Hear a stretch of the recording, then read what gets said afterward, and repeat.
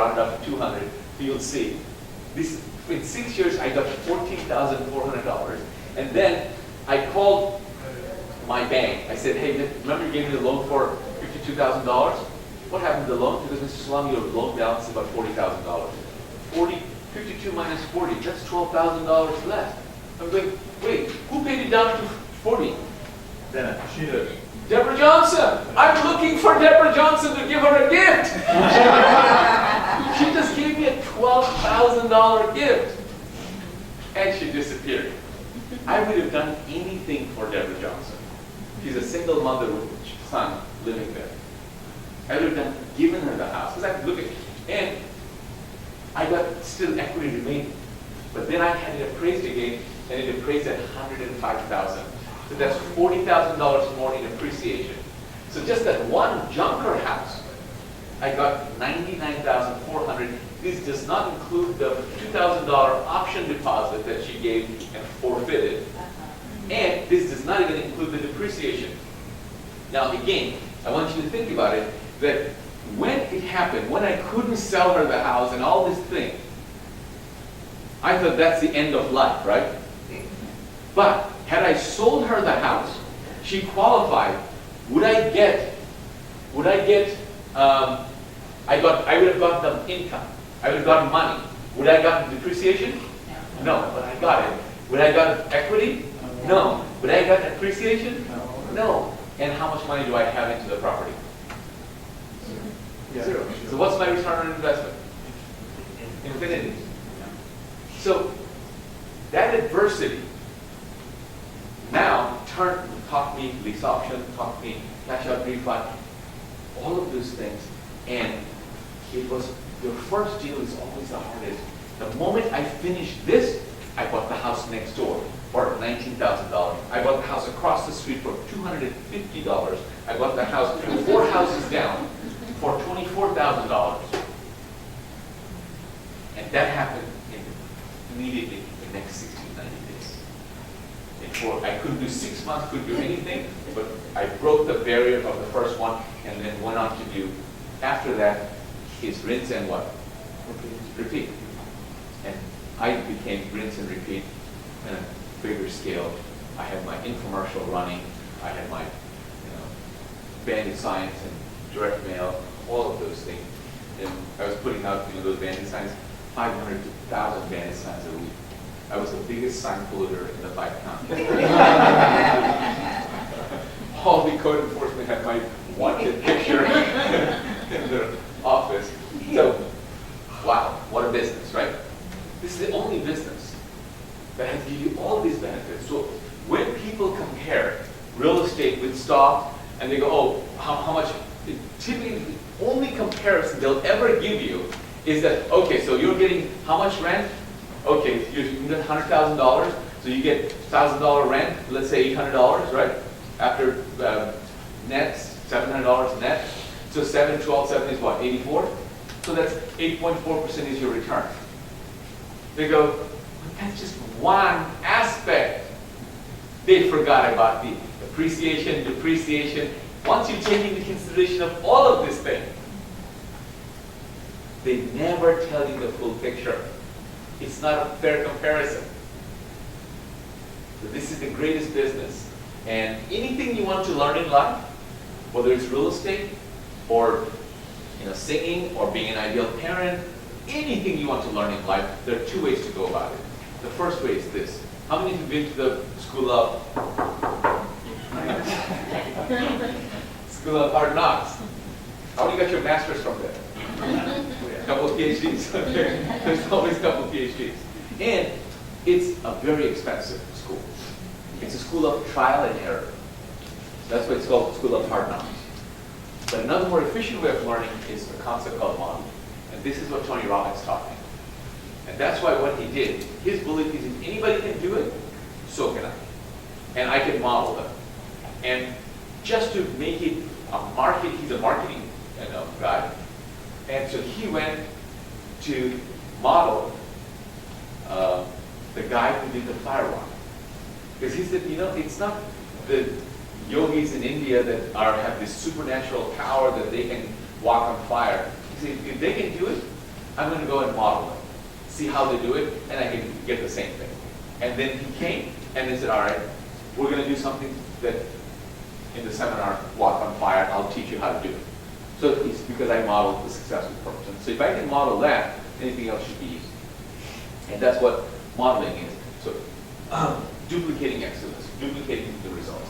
Anything you want in life, find out somebody that got the same result that you want, and then model them.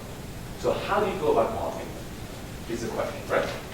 So if I were to ask you, that, hey, because let's say our common basis is real estate, and you want to become a real successful real estate investor, you find somebody who's successful, and then model them. How would you go about it? What would you ask them? What would you ask them? I would ask how I get funded.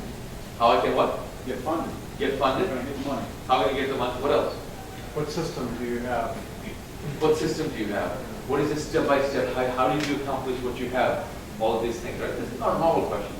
But one thing is, before you ask all of those questions, more important than any one of those things that they do outside can show you is the something that you cannot see.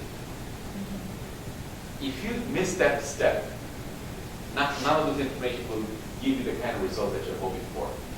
Because one thing is for sure, the instructor is the same, the manual is the same, but teaching all of you, but when you go out, the result is not going to be the same. Am I correct? So then, obviously the teacher is not the difference, the information is not different, the difference has to be somewhere else. What is it that you're missing, which is two things to model, and the first thing is a belief. Something that you cannot see. If you want to know what a belief is nothing but a feeling of certainty. Underline the word certainty, because stronger the certainty is, stronger the belief is, the faster it's going to manifest. I'll give you the most powerful example of belief from history I know. Who was the first gentleman to break the 4-minute mile? Anyone? Roger Bannister. Dr. Roger Bannister. Roger Bannister. And up until he did it, what used to be the prevailing belief about the 4-minute mile? It was physically what? Impossible. It was physically impossible. But then one day, one person broke that barrier. All of you know that story. But do you know how many people broke the 4-minute mile within the first year after he did it? Many. Many. 32. Today, in high school track record, 4 miles are broken. My real question to you is that all of a sudden, after Roger Bannister broke it, what changed? Huh? Can be done? No, not steroids. That's a modern phenomenon. That's a modern phenomenon. What they say is if Roger Bannister can do it, I can do it. Yeah. So can I. As simple as it sounds, ladies and gentlemen, before you go model someone in anything, if they can be an ideal parent, so can I. If they can do this, so can I. Without that, all of this information will have no power. You're internally. And if you, after you have done the belief, then number 2 is the strategy. Then find out what is it that they do, not before. And if you want to know what a strategy is nothing but a recipe. Because you all know what a recipe is because you're here to find out my recipe. Am I correct? Yes. So I'm going to give you my recipe for success step by step before I leave so that you can see if it resonates with you, is this something you want to take advantage of?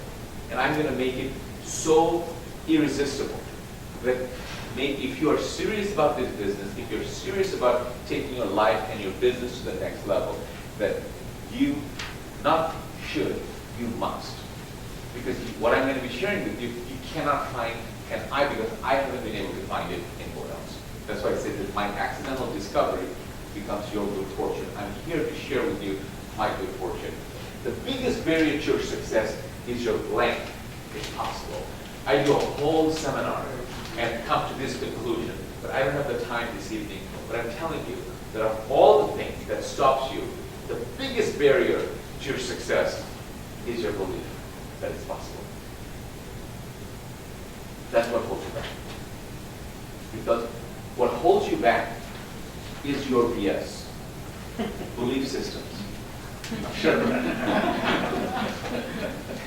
If your belief system is that's holding you back, and I, like people collect things, I collect beliefs. When I speak to you, what I hear are your beliefs speaking to you. And I can predict your behavior. Not in the short term, because short-term motivation you can change it, but your long-term behavior will be very consistent with your beliefs, because your beliefs are your software that runs you. Beliefs are the software. If you truly understand that the beliefs are the software, my question to you is, when was the last time you had an upgrade? 2.0. You're on iPhone 6? But your mine went 0? Mine never had an upgrade. It's only iPhone and Windows. Because software needs updating and upgrading. And nobody, have you ever even consciously thought about who installed your software?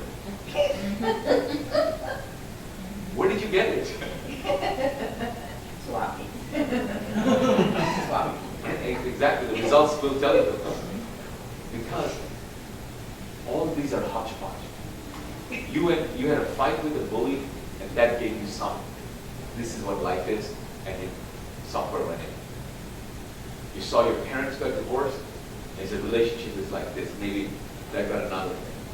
It has nothing to do with you. But those are the software that's just random.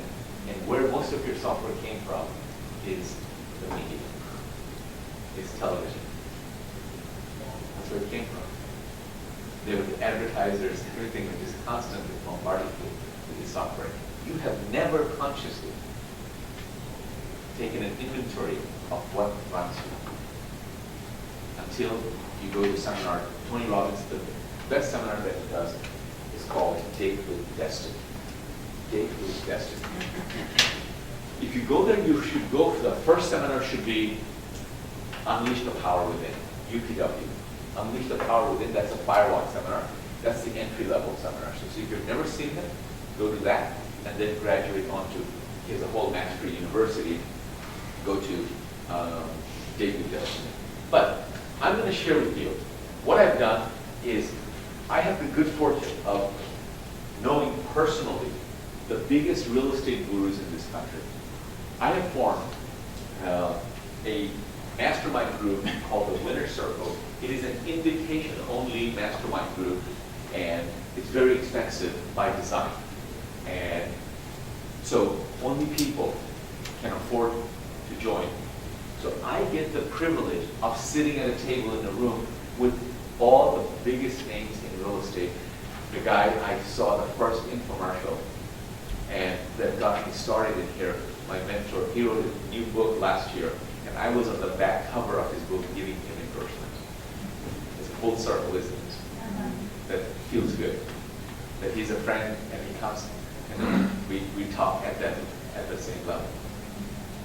And so I'm going to share with you, this is you're not going to find in any internet anywhere else, because this is, as I interview the top people, I find out what separates them. It's not the course that they created, it is the mindset. Would you agree with that? Yeah?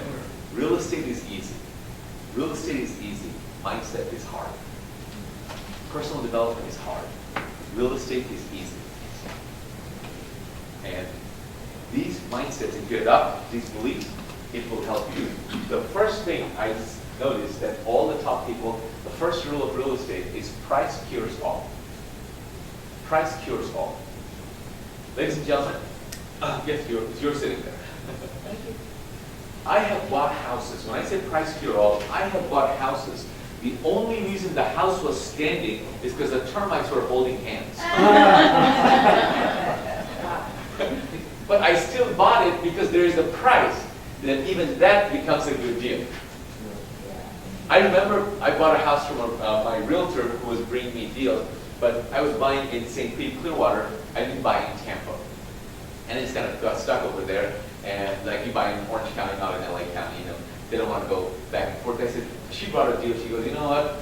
Can you believe I've got a seller, client who wants to sell this, very motivated. You buy all these houses, can you make an offer? I said, no. Where's the house? Tampa. I said, I don't mind Tampa. No, please make an offer, make an offer. I said, please, I don't buy there. I don't have